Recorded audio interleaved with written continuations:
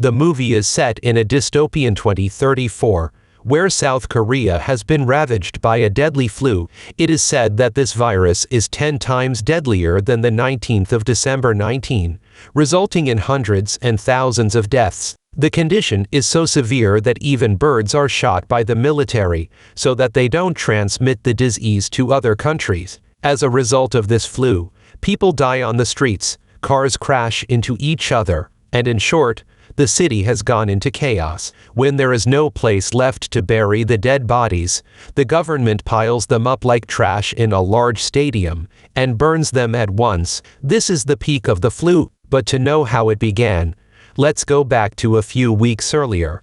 It all started in Hong Kong, where a shipping container full of illegal immigrants is being readied for transport to Bundang, South Korea. As the in-charge inspects the people inside, Somon suddenly starts coughing vigorously. Despite this, he gives the all-clear, and the container is dispatched on its journey. Elsewhere, in Bundang, a woman named Kim In-ha is involved in an accident, and now her car has fallen into a construction hole. In no time, the rescue squad arrives, but the car has been stuck in such a spot that only one person can go inside at a time. A guy named Kang Jae-koo takes the initiative and slowly makes his way down to Kim. The situation is so precarious that if they make too much movement, the car will plunge further down. Despite this, Jae-koo uses his experience and eventually rescues Kim. After the successful rescue operation, Jae-koo approaches Kim and tries to initiate a conversation, but the latter simply ignores him and leaves in the ambulance. That night, Kim calls Jae-koo and asks to meet at the same spot where the accident took place. Jae-koo is excited, believing that Kim has called him to appreciate his efforts. However, in reaching, he gets rejected to find out that she has simply called him to retrieve her bag from the hole. He initially refuses, claiming that it is against their protocols. But after Kim leaves, she enters the hole and retrieves the bag with the help of one of his colleagues. After this, he searches through the bag and finds an identity card, which shows that Kim is a doctor. Just then, the phone inside starts ringing and Jae-koo answers it hesitantly. Kim's daughter, Myru, is on the other side, and after a small chat, Jae-koo agrees to meet her after school. Meanwhile, two brothers, Byung-kai and Byun-woo, approach the container with the illegal immigrants. When they open it, they are taken aback to find everyone dead, except one. There is also a very powerful stench inside the container. Confused about what to do, the brothers take videos of the scene and put the lone survivor inside their truck. After a while, they stop at a grocery store and Byung-kai heads inside to get some supplies. Sensing the opportunity, the survivor makes a run for it. When Byung-kai returns from the store, he notices that the man has escaped, and that his brother is coughing profusely. He tries chasing the survivor, but ultimately gives up and instead takes his brother to a clinic. There, the doctor gives Byun-woo some normal prescriptions and asks him to rest, but Byun-woo can't stop coughing. He spreads his droplets to all the people in his vicinity. Elsewhere, Jae-koo visits Myru outside her school and tries to start a conversation, but just like her mother, Myru refuses to interact. She simply takes her mother's bag and Jae-koo's business card before leaving. As Jae-koo is heading home, he notices some people coughing vigorously on the bus nearby. Following this, we are shown a montage of how the virus is slowly taking over the city of Bundang. Later, when Kim reaches home, she gets ecstatic to find that her bag has been returned. She hugs her daughter with joy and also thanks Jae-koo for his help. Just as the mom-daughter duo is bonding, Kim gets a call from her hospital, informing her that there has been a sudden emergency. Left with no options, she leaves Myru in the care of her grandmother. When Kim arrives at the hospital, she noticed that everyone is scared. She immediately heads into the emergency room where Byun-woo, the patient, is in a critical state. He asks seniors about it, but they are not convinced. Soon after, the doctors get a hold of Byun-woo's phone and find the footage of the container filled with dead bodies. They are sure that the virus originated from there, and approach the patient's brother Byung-kai to ask about it, but he remains silent. Suddenly, An emergency alarm starts blaring and this makes Byung Kai anxious. Despite the doctor's warning, he wrestles everyone and rushes into the emergency room only to find that his brother has passed away. Devastated, he breaks down and hugs his brother, causing his hands to get stained with blood. Byung Kai then touches several of the doctor with his hands, but after a long struggle he is finally subdued. In the next scene, Myru gets bored and ventures out of her house alone. She is almost hit by a vehicle, but Min-see, survivor from the container, saves her. Myru notices that he is hungry and provides him with some food. As they talk, Min-see warns the little girl to stay away from him since he is sick, but Myru continues talking to him. A while later, Min-see starts coughing, prompting Myru to get some scent. She calls Jae-ku for help, but by the time he arrives, Min-see is already gone.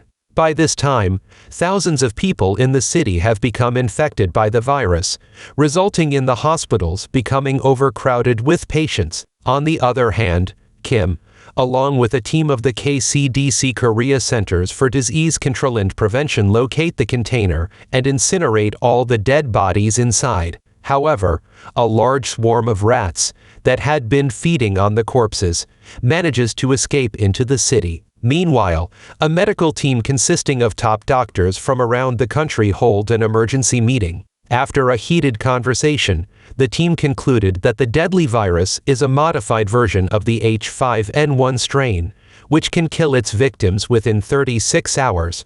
They also instruct the higher officials to quarantine the city, or else it may spread to the whole country, and even the world. Elsewhere, Jae-ku has taken Myru to a supermarket. There, they have lunch and start bonding while sharing some of their secrets with each other. After a while, as they prepare to leave, chaos begins to unfold. People start coughing up blood and fall unconscious. Some of them even die on the spot. Jae-ku notices a woman about to fall from the escalator and saves her, but in the process loses sight of Myru. Back at the emergency meeting, the doctors and politicians get into an argument, as some of them deem the quarantine unnecessary. During this time, a series of accidents occur outside, resulting in mass casualties. Now, the virus is spreading at such a rapid rate that the hospitals and communication systems have become overwhelmed, and the quarantine is forcefully initiated.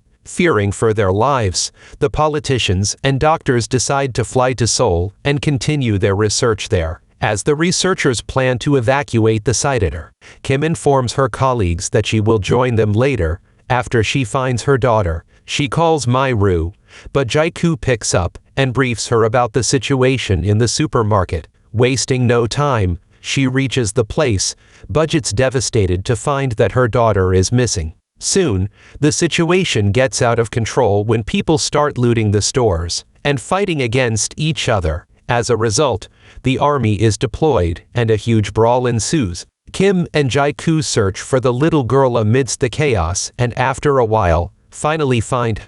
The three then get out of the supermarket just before the shutter is closed. Once they are out of danger, Kim requests Jae-ku to leave the city along with them, but he refuses, claiming that it is his duty to help the people. He then hands Kim his car keys and sends them away. After a while, he teams up with one of his colleagues and releases the people trapped inside the supermarket. Meanwhile, Kim and her daughter reach the airport and pass the security checks. But just as they are about to head towards the final chopper to Seoul, Myru starts coughing, and as a result, they are denied entry. That night, the Korean army along with US forces and the KCDC reinforce a strict lockdown throughout the city. All the residents are relocated to a quarantine camp. At an emergency meeting in Seoul, the politicians team up with national and international physicians to come to a conclusion that the citizens will be tested and then segregated as infected or uninfected. One of the physicians claims that mixing the two sets of people will result in an even bigger spread of the virus, but the others tell him to remain silent. Their plan is to release the ones who don't show any symptoms, while the infected will be treated in a separate ward. Meanwhile at the camp, Kim arrives with her daughter and notices the dilapidated state of the place. People barely have space to move, let alone live. Some of them are already coughing up blood while others live in constant fear that they will be infected soon. Later, while Kim is tying her daughter's hair, she notices red rashes on her neck. Despite this, she takes Myru through the examination room and into the quarantine camp. The next morning,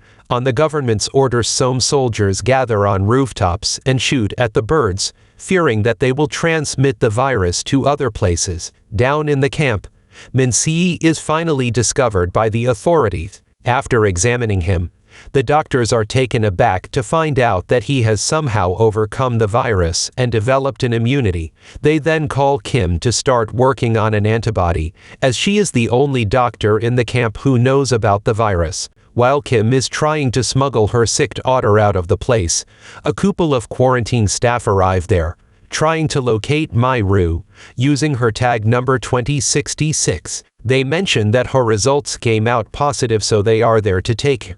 Kim is devastated that she is going to be separated from her daughter, but just then Jiku steps forward and introduces himself as number 2066. With this, the guards take him away to the infected zone. Later, one of his friends spots him and cleverly uses his own card to take Jiku out. Elsewhere, Kim enters the special tent where Minsi is being held. Even though the higher authorities instructed her against injecting the antibodies directly, proceeds to use it on Myru, who has now become extremely sick. Kim starts a transfusion between her daughter and Minsi, but a few moments later, the troops notice her and barge inside. They then put her to sleep and take the infected Myru away. In the next scene, Jiku witnesses guard transporting a child's body into the contaminated zone and assumes it is Myru's. He pursues the men and discovers Myru's head, and along the way, soon after, he reaches a place where thousands of infected corpses are being wrapped up in plastic.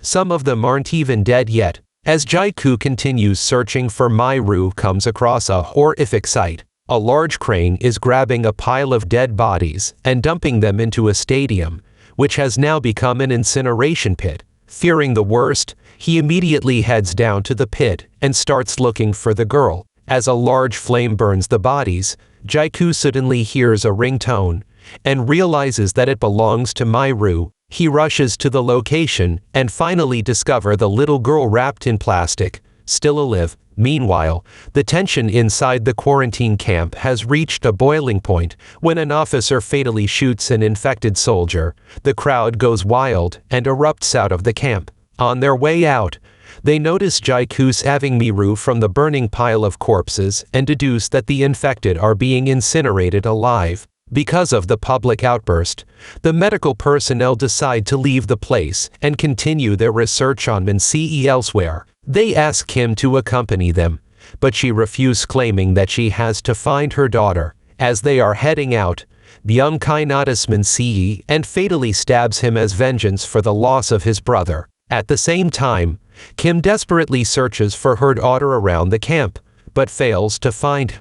As a result, she reluctantly leaves with the medical staff. Back in Seoul, the president witnesses the city of Bundang in a state of utter pandemonium. He is under constant pressure by a member of the UN, Schneider, to eliminate the infected so that they don't cross the border. Despite this, he orders the army to stand down until an antibody is made. Schneider and the vice president aren't happy with the decision, but they decide to wait for the antibody. Unfortunately, things take a turn for the worse when Minsi dies in the ambulance, and with this, their hopes of developing an antibody also dies. When the vice president learns of this, he secretly instructs the army to stop the outraged civilians from entering the Seoul border. While several civilians are killed in the shootout, Jiku somehow escapes the place with Myru, who, by this time, has started to feel better. She is even able to speak, implying that the antibody worked on her.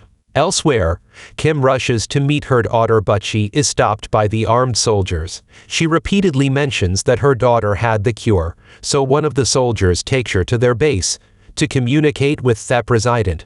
Back on the streets, a man overhears Jiku saying Myru has the antibody, so he goes after them. When the girl is alone, he takes her to an isolated room and tries to extract her blood. Fortunately, Jaiku arrives with his friend and the three engage in a brutal fight. At last, Jaiku manages to kill the man, but his best friend is severely injured in the fight. In the meantime, Kim talks with the president and informs him that her daughter has totally been cured of the virus and may have the antibody to it. Hearing this, the president orders his soldiers to hold their fire, but Schneider isn't convinced and he tells them to keep shooting. After a while, Kim reaches the border, and when she sees Myru among the infected, she runs towards her. Unfortunately, as she tries to take her daughter over the containment line, she is shot. A spore the orders of Schneider, but before the soldiers can do further damage, Myru shields her mom and repeatedly tells the men to not shoot. This warms the hearts of everyone, including the soldiers, and they stand back. Even the infected people get renewed motivation and they start running towards the border. On the other hand, when Schneider sees the soldiers refrain from shooting, he calls an airstrike. This enrages the president, and he orders his men to shoot the fighter planes if they enter Bundang. As a result, the two get into a heated confrontation, but at last, Schneider backs down. After the danger is averted, the president goes live and announces to everyone that he will find a cure and do whatever it takes to save his people. In the last scene, Myra is sent to Seoul to create a vaccine, while Kim and Jaiku stay behind. The movie ends as a reporter announces that the vaccine has become successful, and the people of Bundang will be the first ones to receive it.